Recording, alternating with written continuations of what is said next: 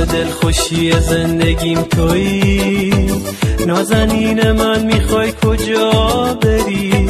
اینطوری با دل هره نگام نکن، مگه میتونی از عشقم بگذری؟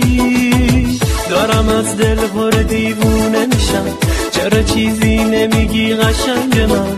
نفسم گرفته دستامو بگیر، بذار این فاصله ها تموم بشن.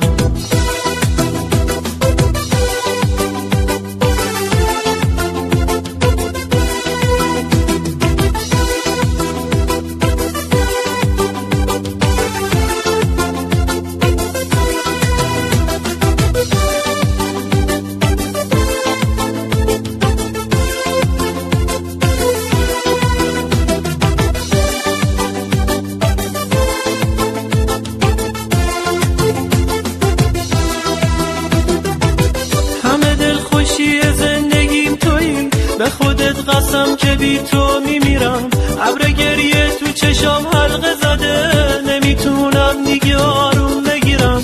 بگذر از دیروز لحظه های من، از گذشته های ناممکن و دور، این که پیش پای تو زانو زده، مردی با کوبی از عشق و غرور. دارم از دل هره دیوونه میشم، چرا چیزی نمیگی قشنگ من؟ نفسم گرفته دستامو بگیر، بذار این فاصله ها تموم بشن.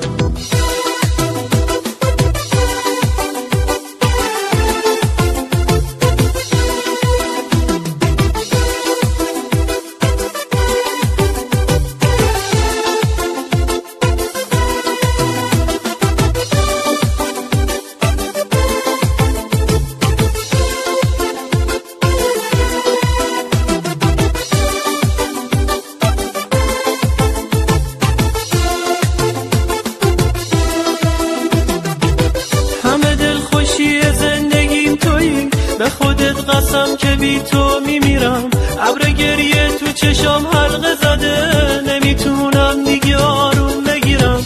بگذر از دیروز لحظه های من، از گذشته های ناممکن و دور، این که پیش پای تو زانو زده، مردی با کوهی از عشق و غرور. دارم از دل هره دیوونه میشم، چرا چیزی نمیگی قشنگ من؟ نفسم گرفته دستامو بگیر، بذار این فاصله ها تموم بشن.